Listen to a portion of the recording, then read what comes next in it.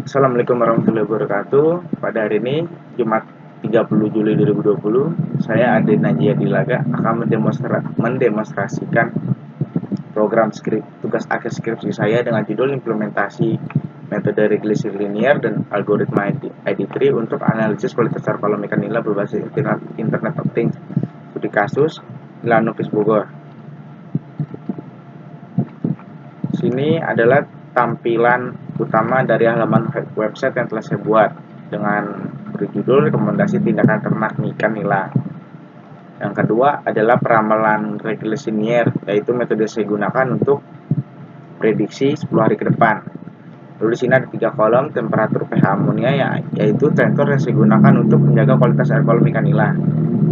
Lalu di sini ada temperatur grafik data asli, yaitu data 10 hari yang telah saya lakukan dan data 10 hari yang untuk pengambilan data yang saya lakukan. Kemudian di sebelahnya ada temperatur grafik data prediksi ke depan, yaitu untuk prediksi 10 hari ke depan. Terus di sini ada MSE, yaitu mean sequence error. Kemudian ada algoritma ID3-nya adalah untuk klasifikasi tindakan apa yang harus saya lakukan. Di sini ada rekomendasi untuk kolam dan dampak terhadap ikan. Lalu di database ini adalah raspberry data yang telah saya ambil dari sensor. Data sensor itu saya ambil dari cloud server. Pengambilan data saya lakukan pada tanggal 14 Mei 2020 dari jam 9.54. Untuk data itu untuk pH, ini untuk temperatur. Data temperatur saya dapatkan untuk 10 hari adalah 296 data. Kemudian untuk pH yang saya dapatkan adalah 218 data. Kemudian untuk amonia, data yang saya dapatkan adalah 212. Dari sekian banyak data, kemudian saya akan rata-ratakan per harinya. Saya menggunakan rata-rata MySQL. Lalu data yang didapatkan pada tanggal 14 Mei 2020 adalah 41, tanggal 15 adalah 39, tanggal 16 adalah 39, tanggal 17 adalah 41, tanggal 18 adalah 40, tanggal 19 adalah 33, tanggal 20 adalah 30, tanggal 21 adalah 39, tanggal 22 adalah 38, 23 adalah 38. Kemudian untuk pH, rata-rata yang saya dapat untuk harinya adalah untuk tanggal 14 adalah 7, tanggal 15 adalah 7,3, tanggal 16 7,1, tanggal 17 7,2, tanggal 18 7,1, tanggal 19 7,2, tanggal 20 7,2, tanggal 21 adalah 7,1, tanggal 22 adalah 7,3, tanggal 7,1 adalah 23. Kemudian untuk amonia, rata-rata yang didapat pada tanggal 14 Mei adalah 0,015.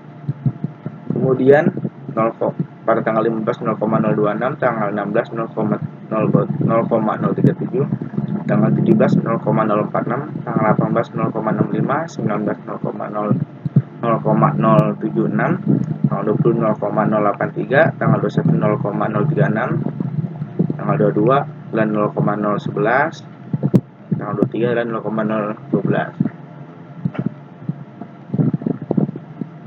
Data yang telah saya rata-ratakan ini akan dipanggil ke grafik pembuatan website ini. Untuk data aslinya yang didapat adalah hari pertama 4139. Ini adalah merupakan data 10 hari yang telah saya dapatkan. Kemudian ini adalah grafik tampilan untuk prediksi 10 hari ke depan. Pada hari pertama adalah 35, hari kedua 35, hari ketiga 34, hari keempat 34, hari kelima 34, hari ke-6 33, ke-7 33, ke-8 39, hari ke-8 32, hari ke-9 32, ke-10 ada 31. Kemudian di sini adalah hasil 10 hari ke depan untuk rekomendasi tindakan ikan nila tersebut. Yang pertama adalah rekomendasi untuk kolam, yaitu penambahan air sebanyak 10-20%. Yang kedua, tidak perlu dilakukan terapi ikan. Yang ketiga, pergantian air dilakukan dengan meletakkan selang pada satu titik, kemudian air dibuang sebanyak 10-20%. Data ini saya dapatkan dari beberapa jurnal dan artikel. Terus penambahan air sebanyak ini adalah maksud dari suhu, karena suhu yang didapat hari pertama adalah 41 itu adalah suhu tinggi untuk kolam ikan nila, makanya dilakukan penambahan air sebanyak 10-20%. Yang kedua adalah untuk pH. pH dikatakan tidak perlu dilakukan terapi terhadap kolam ikan, karena pH yang didapatkan hari pertama adalah 7, maka tidak perlu penambahan terapi apapun, karena 7 itu adalah angka aman untuk pH ikan nila. Yang ketiga adalah pergantian air dilakukan dengan meletakkan selang pada satu titik, kemudian air dibuang sebanyak 10-20%. Ini adalah amonianya, karena amonia yang didapat pada hari pertama adalah 0,015, karena 0,015 itu adalah bahaya untuk kualitas air kolam ikan nila, makanya dilakukan pergantian air.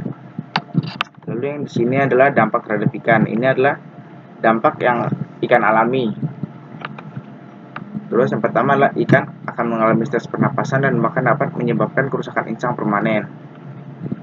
Ini karena suhunya terlalu tinggi, maka ikan akan mengalami stres pernapasan dan menyebabkan kerusakan insang permanen. Yang kedua adalah pH yang didapat adalah aman, makanya ikan mengalami pertumbuhan pesat. Lalu yang ketiga adalah nafsu ikan menurun, karena amonia yang didapatkan adalah bahaya, karena amonia itu adalah sisa-sisa makan dari ikan tersebut, maka nafsu makan ikan akan menurun. Lalu untuk 10 hari ke depan adalah hasilnya sama, karena untuk suhu optimal ikan nilainya tersebut adalah 25-30. Kemudian data yang didapat 30-41. Untuk optimal 25-30. Cuman yang tingginya itu adalah 30-50-an. Makanya dibutuhkan terapinya penambahan air sebanyak 10%. Lalu dampak terapi ikannya akan mengalami stres pernapasan. Terus yang kedua, yang pH itu adalah untuk normalnya pH adalah pH ikan nila adalah 7-8. Kemudian data yang didapat adalah 7-7,3. Makanya tidak perlu dilakukannya terapi pada ikan, dan ikan akan mengalami pertumbuhan pesat. Lalu yang ketiga, amonianya untuk ikan nila adalah 0,02. Jadi di bawah 0,02 adalah aman, di atas 0,02 adalah bahaya. Lalu yang didapat pada hari pertama sampai ke-10 adalah 0,11 sampai 0,83. Maka dibutuhkan terapinya adalah pergantian air, pergantian air 10-20%. Lalu dampak terhadap ikannya, nafsu ikan akan menurun. Kemudian data yang banyak ini